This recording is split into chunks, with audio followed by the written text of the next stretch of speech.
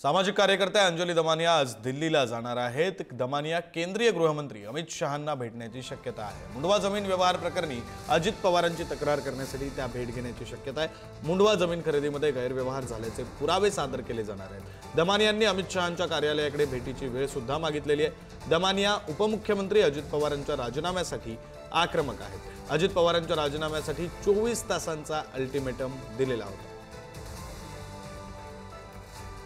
अधिकचे तपशील देत आहेत प्रतिनिधी नंदकिशोर गावडे। नंदकिशोर, नक्कीच विक्रांत, काल एकंदरीत पत्रकार परिषद घेऊन नवीन जे खुलासे आहेत ते पुणे जमीन घोटाळा प्रकरणी अंजली दमानिया यांनी केलेले आपल्याला पाहायला मिळते।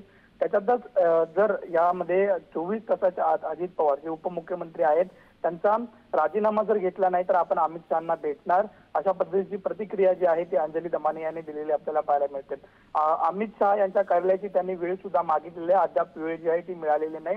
मात्र राजीनामा झाला नाही तर त्या दिल्लीला आज जाऊ शकतात। आणि दिल्लीमध्ये ज्या ठिकाणी अमित शहांचं कार्यालय आहे, अमित शहांचं जे निवासस्थान आहे त्याच्या पाठीमागे जर वेळ नाही मिळाली, अमित शहांची जर भेट नाही झाली तर कार्यालयाच्या बाहेर बसून राहू, अशा पद्धतीची आक्रमक भूमिका जी आहे ती अंजली दमानिया यांनी घेतलेली आपल्याला पाहायला मिळते। त्यामुळे जमीन घोटाळा प्रकरणी खरं तर अंजली दमानिया ह्या वेगवेगळे जे खुलासे आहेत ते सातत्याने करत असलेले आपल्याला पाहायला मिळतात। या अगोदर सुद्धा अंजली दमानिया यांनी पार्थ पवार यांच्यावरती सुद्धा आरोप केलेले होते आणि सोबतच पार्थ पवार हे उपमुख्यमंत्री अजित पवार यांचे पुत्र आहेत, त्याच्यामुळे यामध्ये निष्पक्ष जी चौकशी आहे ती होणार नाही, अशा पद्धतीची प्रतिक्रिया जी आहे ती अंजली दमानिया देत होते। मात्र पुन्हा एकदा अंजली दमानिया यांनी अजित पवार यांची खरं तर राजीनाम्याची मागणी जी आहे ती केलेली आणि त्या संदर्भात आज ते अमित शहा केंद्रीय गृहमंत्री अमित शहा यांना भेटणार आहेत आणि जर भेट नाकारली तर अमित शहा यांच्या कार्यालयाच्या बाहेर त्या बसून राहण्याचा आक्रमक पवित्रा जो आहे तो अंजली दमानिया घेणार आहेत। विक्रांत, बरं, धन्यवाद नंदकिशोर या सगळ्या सविस्तर माहितीसाठी।